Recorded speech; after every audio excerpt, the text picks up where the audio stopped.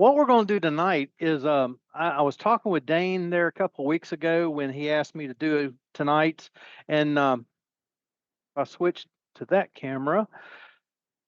This is a piece of hornbeam. That's it's not a common wood. I've already it was round already, but I just got it situated, squared up in the lathe. I've turned my tenons on each end, and I've already parted it in half so that we can save that much time.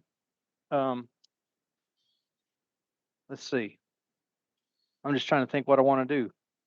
Yeah, let's go ahead and get this out, and we'll put the chuck in. And this is kind of a crazy way to get this out, but I don't want to move my headstock, so because that just takes forever to get lined back up. Okay.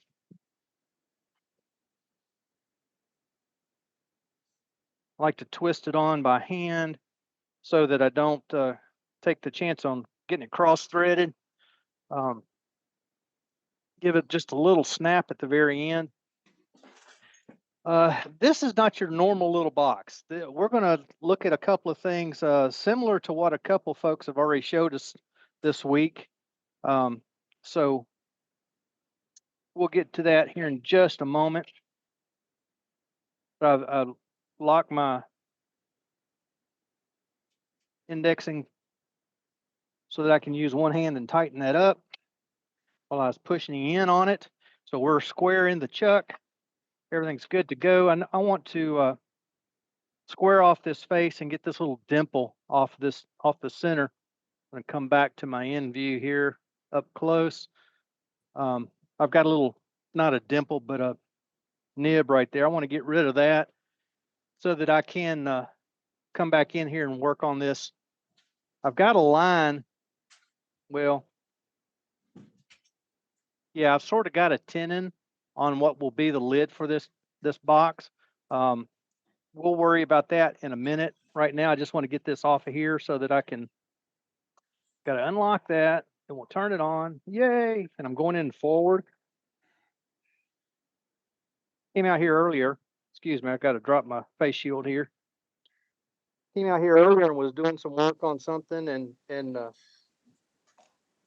got the lathe running. Couldn't understand why my tool was just simply bouncing off my wood. It was in reverse, of all things. Okay. Glad I've never done that.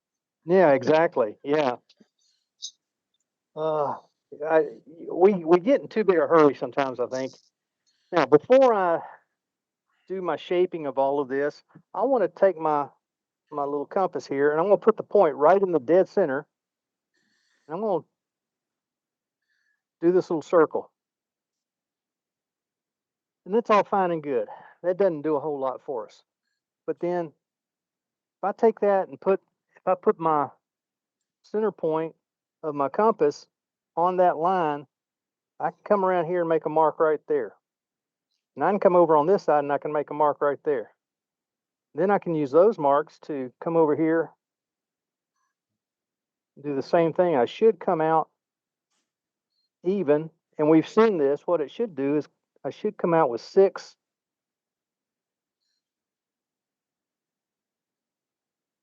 There's the one I didn't get. I'm going to come back to this one and just double check. Sure as the world. So 1, 2, 3, 4, 5, 6. Perfect. But I'm only going to use every other one. So I'm going to take and I'm going to make an X on this one and an X on this one. Now I know that those are the 3 I want. Now, why am I concerned about that? Because we're going excuse me. I'm going to leave the end that's in the chuck here where it is. But we're going to loosen the chuck and I'm going to bring the tailstock back up and we're going to put the point of the tailstock in those. And I want it to be offset. Now, I'm going to do one more thing before we do all that. I'm going to open this up. That was set at a 1/2 inch to do that circle. I'm going to set it at 1 1/4 inches right there. I think that'll work. There we go. I'm just going to make another circle. And as Billy likes to say, and why were you going to do that, Billy? Why are you doing that, Doug? That's going to be my line that I'm going to turn to. I want it even let's see, let's get that out of the way. Get that tool off the bed. Bring my tailstock up. Get my, lock that back down. Now that it's loose, I can come in here, bring my live center up. I'm going to put it right. I said I was. Got to loosen that just a hair more. Now, we're going to end up making 3 sides on this box. We're going to turn 3 sides.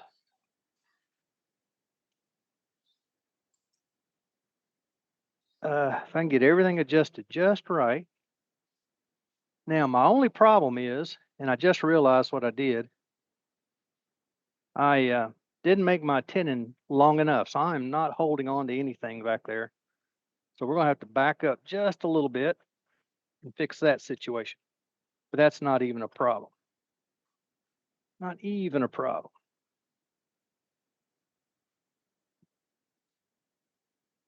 Oh, I can't put that in there. I forgot. Okay. There we go.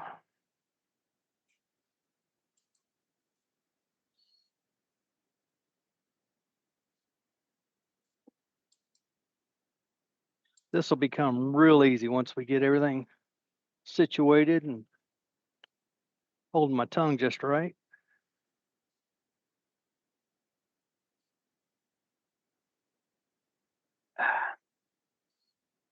And I've still got that center point, so I should be pretty well lined up. Famous last words. Kind of like yarn bowl I just did, that everything was working great, but then I realized at the last moment that my where I did the J hook for the yarn bowl part,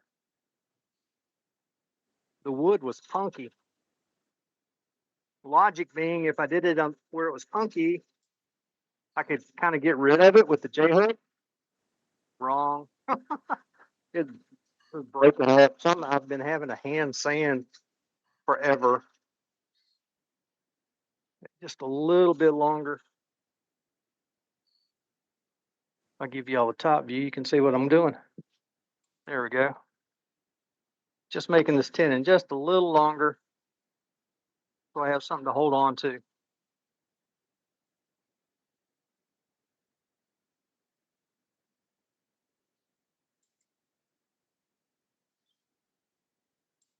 I'm going to bring my 1/2-inch skew up. This is the only time I use a skew on side grain like this, but I'm just to clean this tenon up.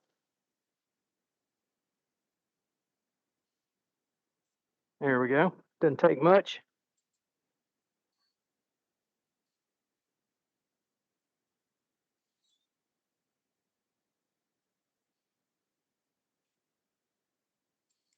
All right, get my pliers again.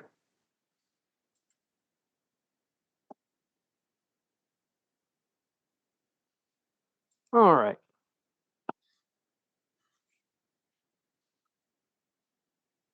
Three-sided box, but it's not going to be totally three-sided. I'm not going to go all the way to the very end with the 3 sides. I want to flat facet with a round bottom, and I'll have a round lid for it as well when we get to that point. Okay.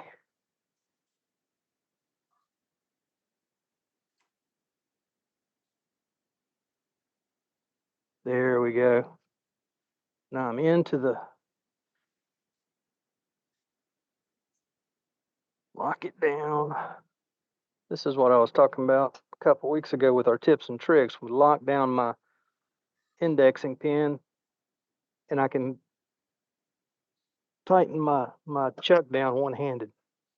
Now I want to turn my speed down. That was up at close to 1,000. We're going to turn it down to right at 300. There we go. We're going to get close, unlock. Like I said, I put this outer line out here so that I can know when I'm where I want to be. All right, we're clear. Speed it up. Let's back up to 1,000.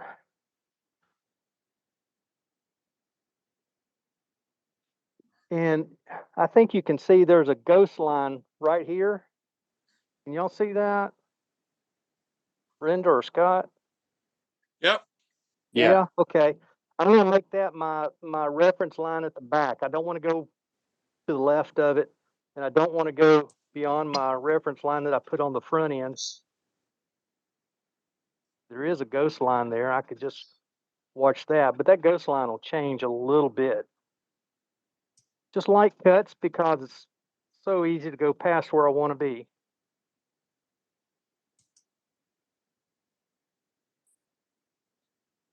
This wood, it is considered a hardwood, but it's not very hard. It's cutting pretty soft, as a matter of fact. I'll stop and check where I'm at, and we're there. May have gone just a hair too far, but that's okay. We can live with it. Loosen.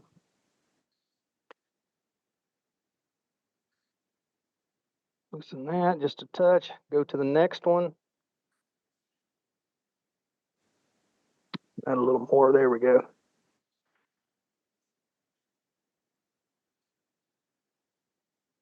Back in my hole there.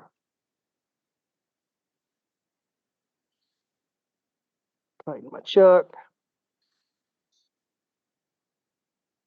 Unlock. Make sure we're clear. Everything looks pretty good. So now we're going to be cutting this area. We cut this area a while ago. Now we're going to cut this area. Just kind of going around the horn here. Again, light cuts, because we don't want to. One, we don't want to go too far, but we don't want to throw the wood out of the chuck and have to realign everything and all of that. I've got my handle down real low, so I'm making a nice slicing cut. The best idea is to sand as you go. Otherwise, you're probably going to be hand sanding. A lot of you guys have done this before. It's nothing new. We've talked about it a couple of times on. I'm not sure. I think Billy, I think you and I had a discussion on Facebook about some of yours, maybe. I think so, yeah. Yeah. We were doing them at the same time, I believe. But anyway, it's just kind of fun. It's different. It's something we don't do all that often. Okay, make sure. And you can kind of tell the spot where you've had your tailstock, because it'll make a little hole in there that none of the others have, none of the other guide marks have. Okay. Here we go.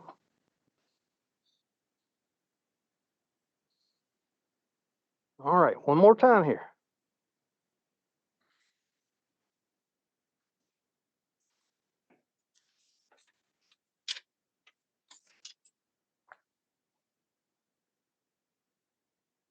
I'm watching the ghost line on the back side to see that I've got a straight line from the back ghost line to the front ghost line.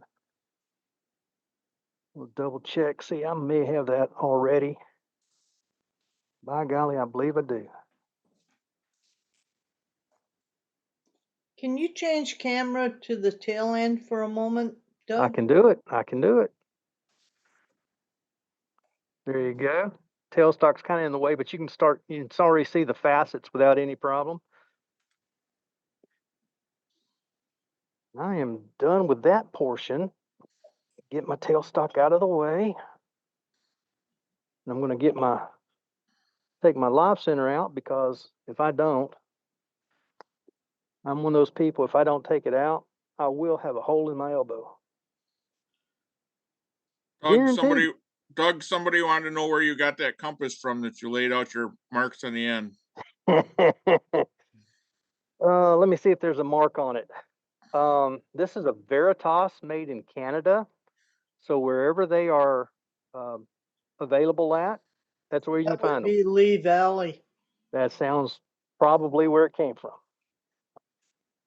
Thanks, Doug. Yeah, no problem. Okay, now this is funny because I had to make my chuck or my tenon longer so I could grab hold of it. Now it's really too long, but we're going to let it be okay. Gonna let it be okay.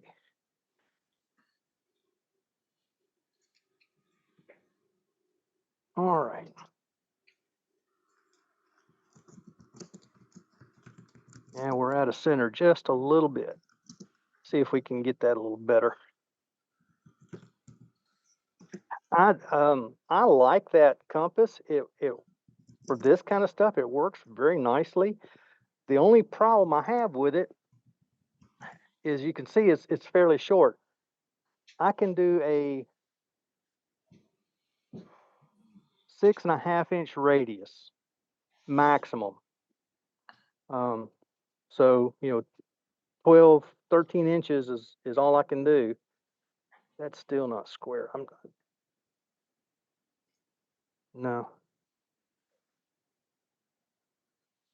So I mean, it's a little bit limiting, but at the same time, it works. It just works very, very well. In fact, let's do it this way. If I get that out of my way, bring my tailstock back up, because I do have a center hole. I can find my center real easy if I just use it.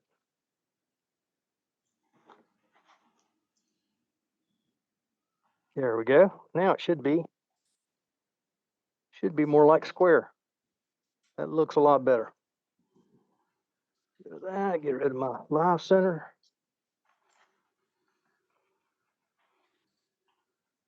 And one of the nice things about this group, and Al hits on it almost every week. We see new things, and this is a great place to experiment and get help from other folks. All right, yeah, that's running much truer. So let's come out, say, to here for our opening on this little box. It's not going to be a big box.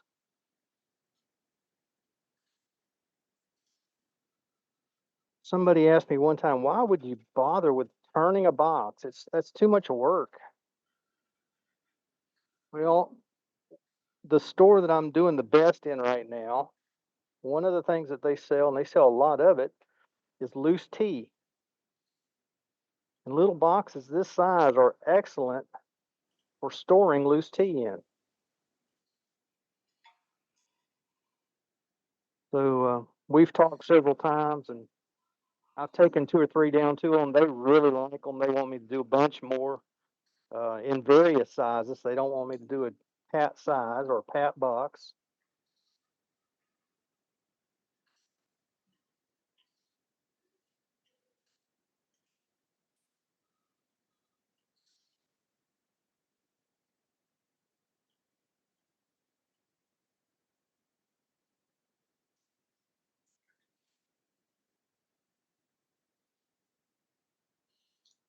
Doug, you have a question. What was the point of the outside line as you cut it away when you did the sides?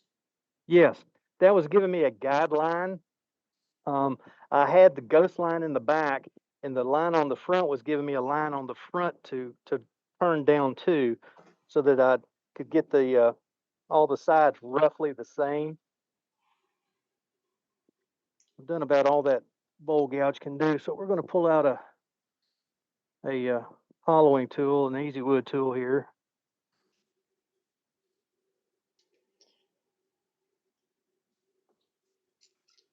not gonna do tons. We've all seen sanding and whatnot. Not gonna do much sanding either for you all, but I did want to show you the procedure of making this little box. And we are close. I could go down a little deeper. Also got a nub right in the center.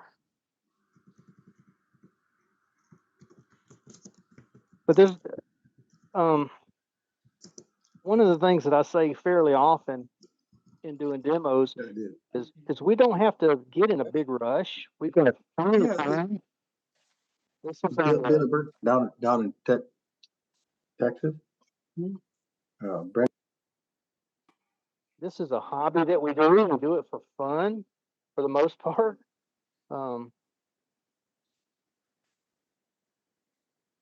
I'm working at turning my hobby into just a little bit of a business. I don't think I'll ever make a lot of money at it, but I can make just enough to keep me in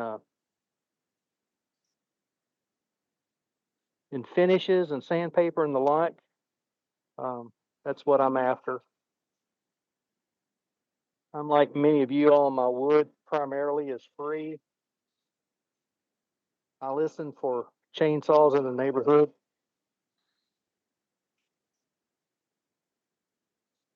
Which I just saw a huge walnut tree the other day. I want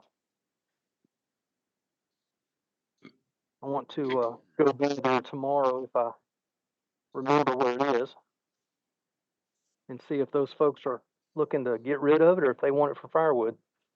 Okay, we've got it hollowed out. It's back cut. I'm seeing right now I've got a little bit of chip out right in the edge. Let me clean that up before we do anything else. Because if it's not cleaned up, if that edge is not cleaned up, we'll never get the lid to fit just right.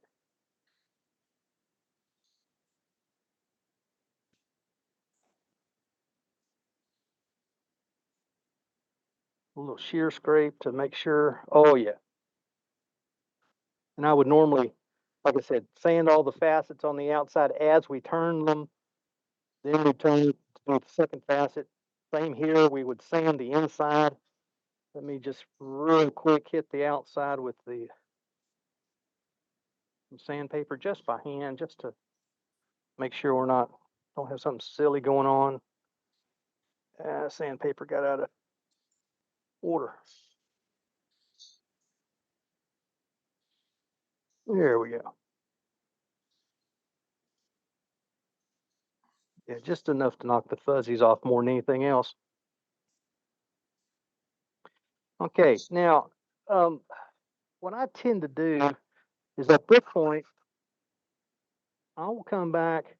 We've got the inside done. This lip is done. I want to come back to the outside on this back end, and we're going to shape it up just a little bit. There's no point in leaving the bottom end just because it's going to be round. Doesn't mean it needs to be ugly. So let me bring you back here again with my bowl gouge. Now let me show you real quick while we got you there. You can, well, the light's kind of got us. Oh, here we go. Now you might see it. You can see the facets a little bit. This part is still round down here, and I want to round it over toward the bottom.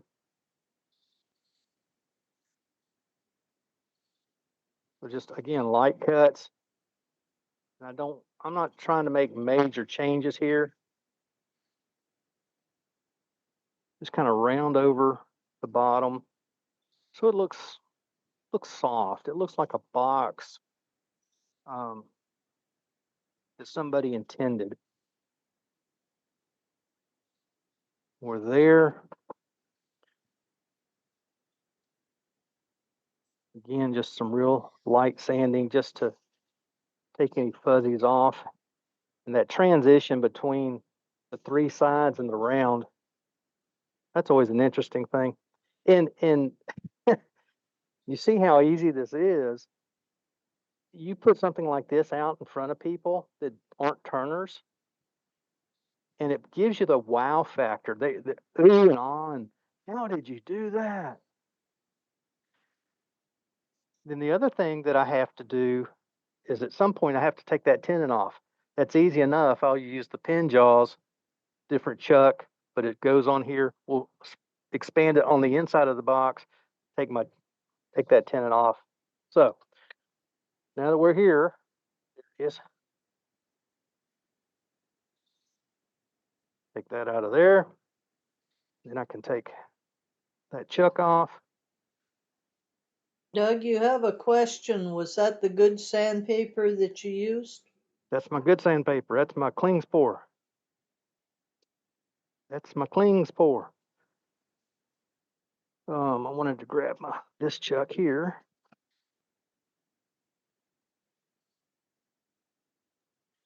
Now, then I use that key. I can open that up. We'll take this tenon off. And again, some of y'all are thinking, how does he know how tight to tighten that up? You tighten it up till just before it breaks. And that's the best as I can tell you. That's the best I can tell you. Yeah, right. It's a tough one. It's a tough one. And the only way to learn is. it is to practice it. You just do it, you break some pieces, and then you figure it out. Yeah, you just tighten it up until you hear like a nice little pop.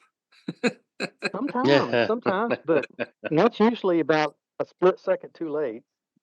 Then I'm going to turn this, as I'm taking this off, I'm going to cut back. Well, I just knocked it off. Didn't have it tight enough.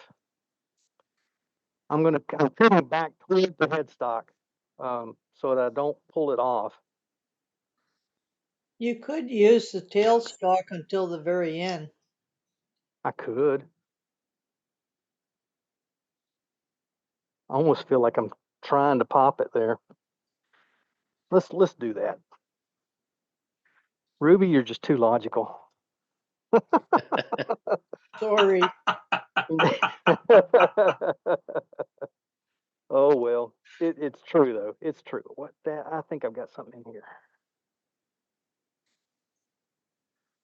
I still am waiting for somebody to 3D print. Oh, I did. Had some shavings in there. I'm waiting for somebody to print some of those green weenies. Working on it, Doug. I got a guy working on it. Good. Okay, Yeah, I can I see need I'm all one set up too. too. That was There's- the neatest little tool there's- that went. Go ahead. Doug, you got shavings in your keyway that I can see on the camera? Yes, I do. I know that. That's All right, cool. yeah. I can't turn around without shavings collecting in there, so I have to blow them out every time. Okay.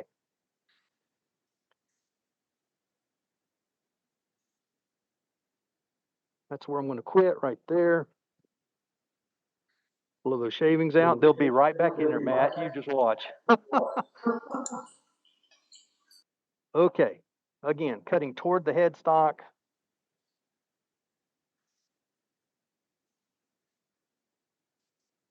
Yeah, I'm in forward. Why am I? Isn't that strange? It is not wanting to cut toward the headstock. Different gouge. Must have lost the edge in that section.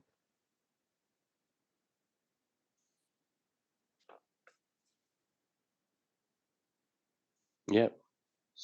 An almost sharp tool will almost cut. You're exactly right.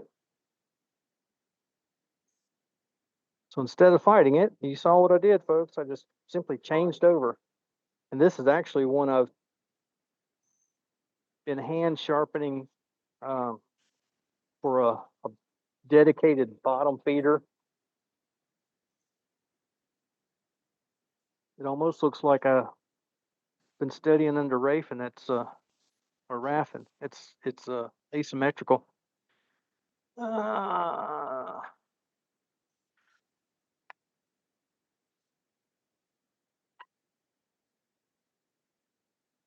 Go go back to my Thompson gouge.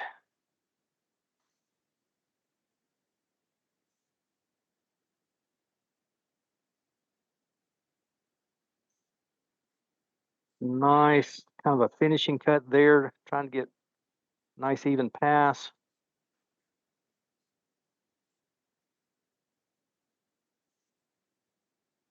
You guys who watch Phil Anderson, you've seen this take place a lot of times. Between he and Papa 1947, I watch those guys take their tendons off time after time after time, trying to learn how to do this. I kept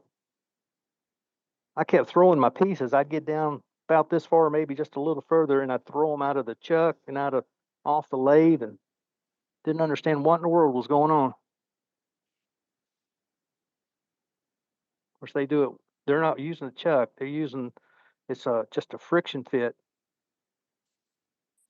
Take this nub off. The trick is to turn it down those last few last few passes. You could trim it with a saw and then sand it. Could, but the point is to turn it.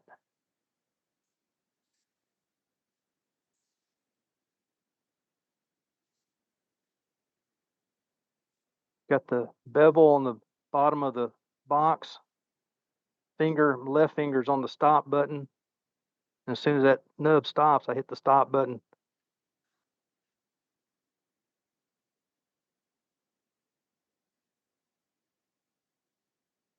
So there's that.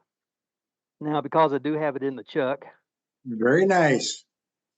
got it in the chuck.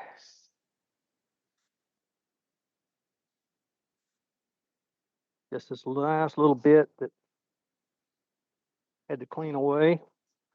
That is concave across there.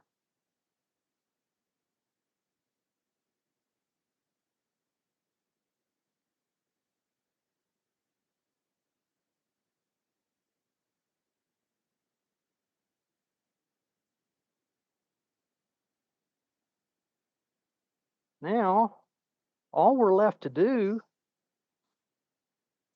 is a lid. A box is not a box till it's got a lid, right? So let's do a lid. So normally, you've seen me before, I usually wash that out with alcohol, make sure the pores are clear. Then we'll use sanding silver, abrasive paste, and wax, usually. Because it being three-sided like it is, I will, it's off just a little bit. But even that's okay. Because it's three-sided, I will put a spray finish on it, just because. A little easier that way.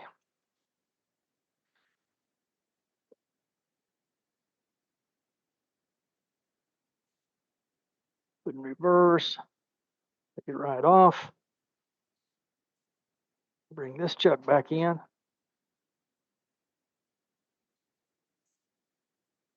All right, I want to, there it is, get myself a little measurement here.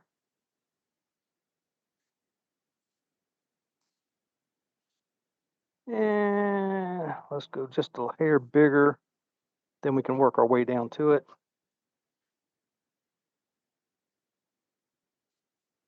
Got my tenon on there, that's okay.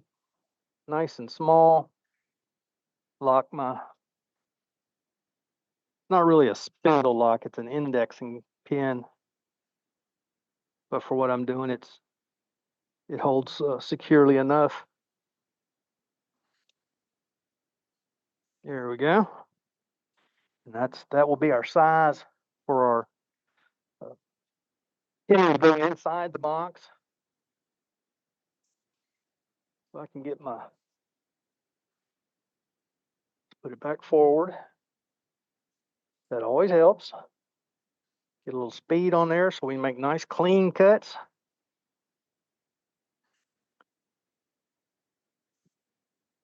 Switch cameras for you. There you go. Yeah, last time I'd kind of forgotten how to switch cameras. I remembered this time.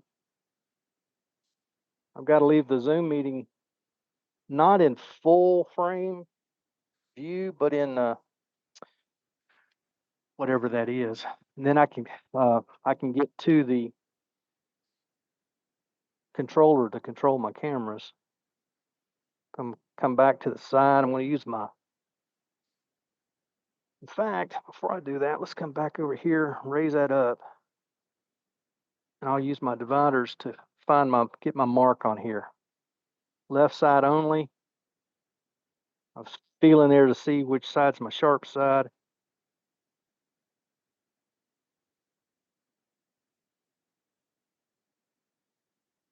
There we go. Y'all probably can't see that line. Now you can. I'm going to go down to that line. But I've got to turn my.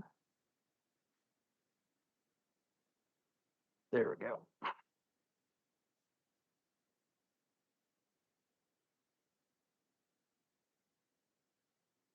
A nice, easy little peeling cut to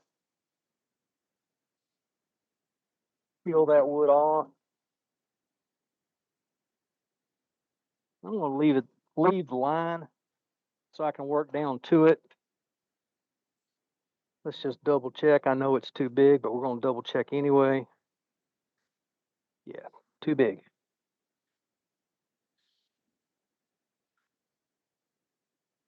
I'll keep using my skew just to gently shave that down just a little more. I was doing one of those essential oil boxes, and I was working my tendon down. It was too big, too big, too big. I thought I had barely touched it, kind of like just that much. Went back and tried it, and it was too small. Quite annoying. Then it threw everything out. I'm going to put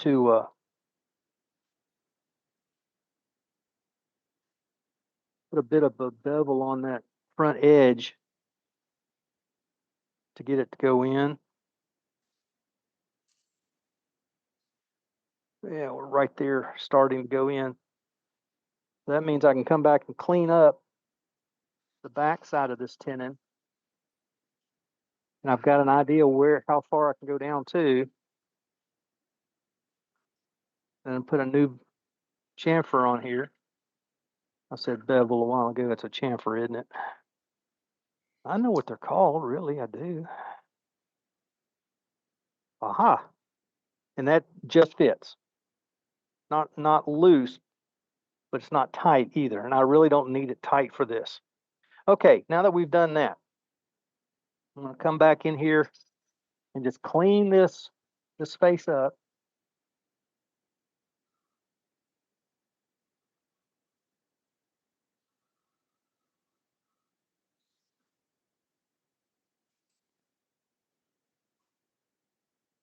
A little bit.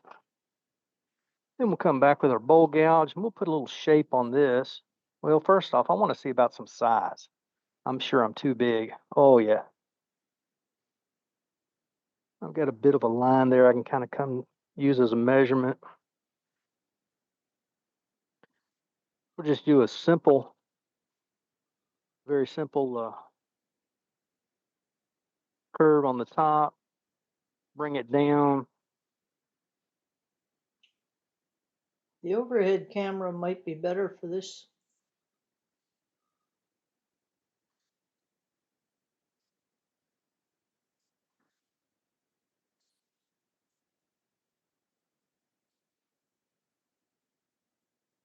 Just rounding this over a little bit. Okay. Feel pretty good about that. I'm going to slow my speed back down just a bit, down to about 700.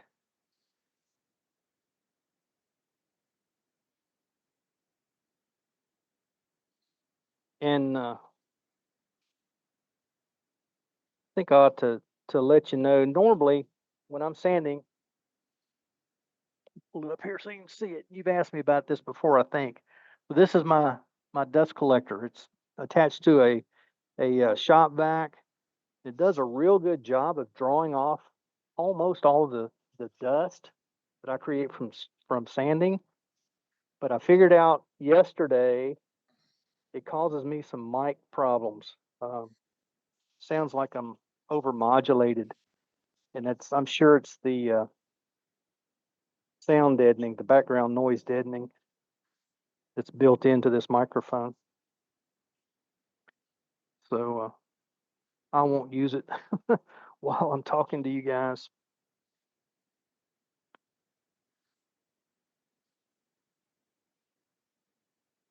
I turned that piece of hawthorn a while back as a pretty nice bowl, and everybody liked it.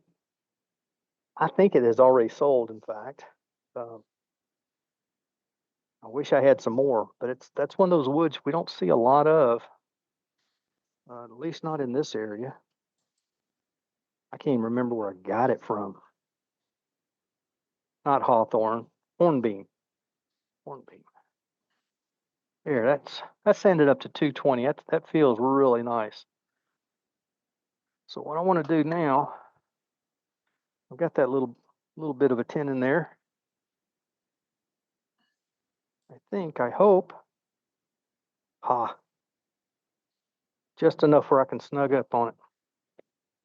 That was kind of the plan. I was hoping it was going to work.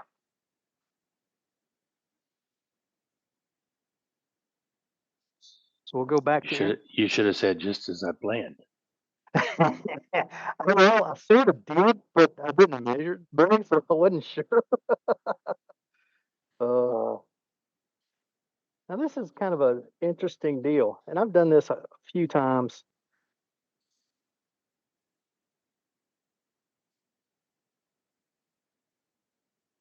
Because it's a different shape of a box, I'm going to do a little bit different shape of a lid as well. Kind of an oriental Ginza roof line kind of a thing. The only issue is that center point where that was at, but we just got rid of it. So now all I got to do, get my box out of the way.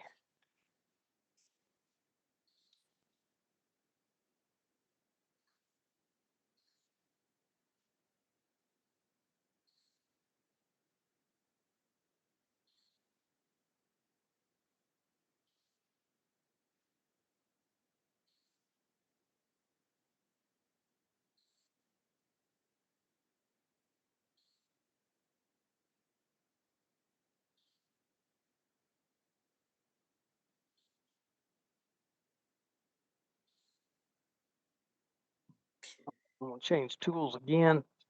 Come back to that small finishing tool.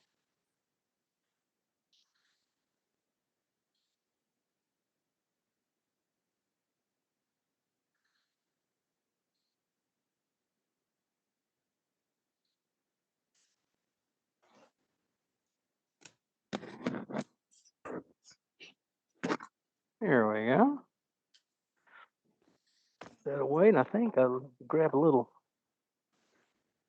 bit of. I'm still at sanding speed.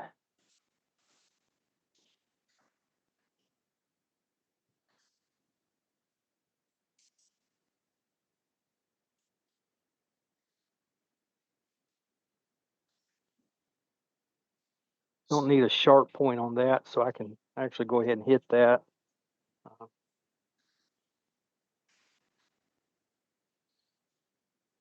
Get that smoothed out just a bit here.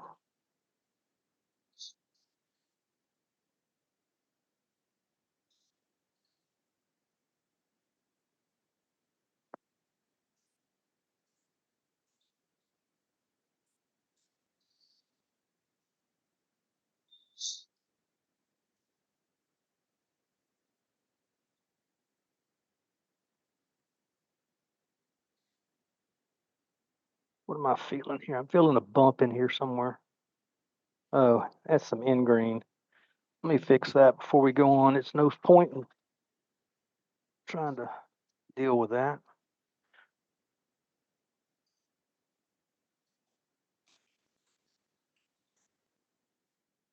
Not ingrain, it's torn grain.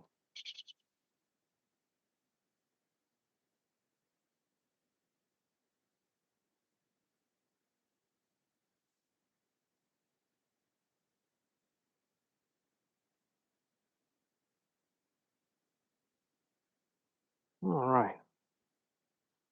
That may have gotten it. It's a lot less. One more pass, maybe we'll have it. Get a little more speed, that might help too. I was down at sanding speed.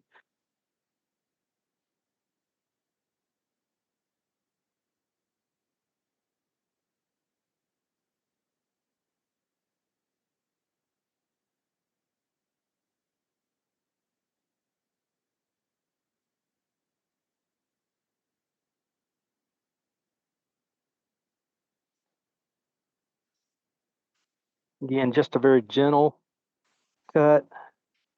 I'll come back so I can blend those two together.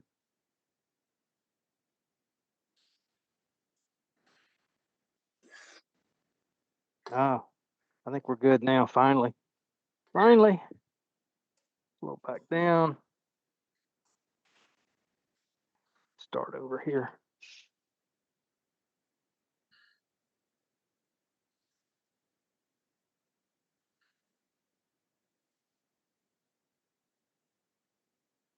I recently have changed my sanding protocol. I kind of started all this turning business back when, well,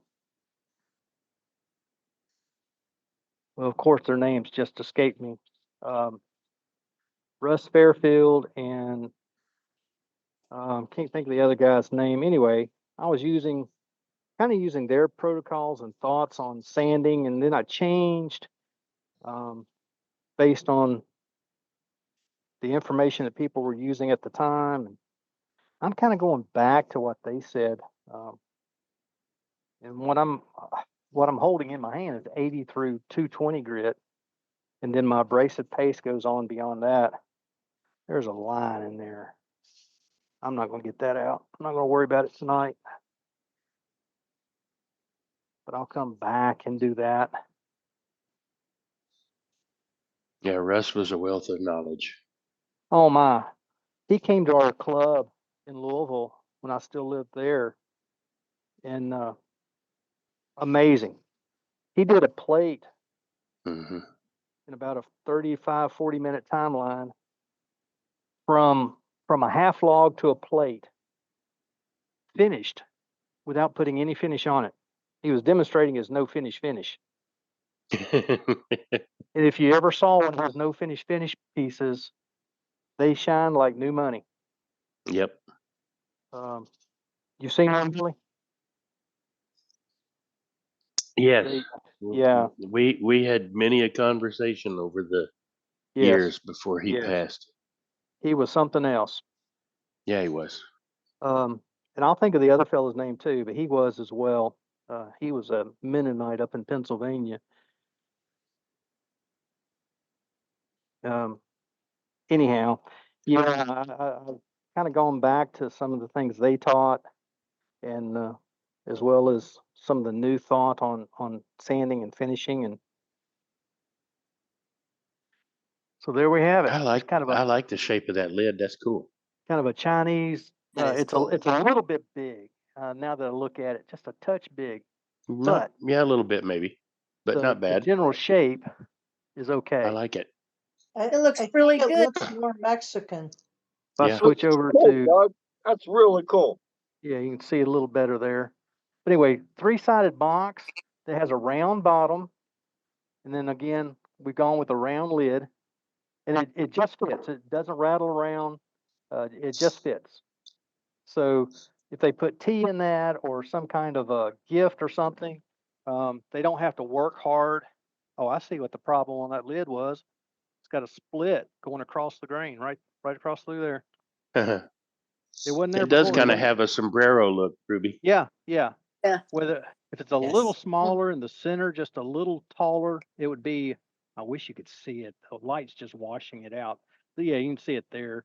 Yeah. Yeah. If the center was just slightly taller and the diameter was just a little smaller, it would look a little more oriental. But either way, whether it's oriental or Mexican, just a nice like little it. kind of a gift box. Like it. Like I It's said, beautiful. I will sand That's all this great. by hand, and then we'll put some spray finish on it, and it'll probably be used for a tee box. So Cool. there you Very have nice. it. There you have it, folks. Very nice. Very enjoyable too, Doug. Thanks. You're so Great welcome. demo, Nice Doug. job, Doug. Nice job, Yeah. Doug. If there's any other questions, I'll be glad to Great. answer. Great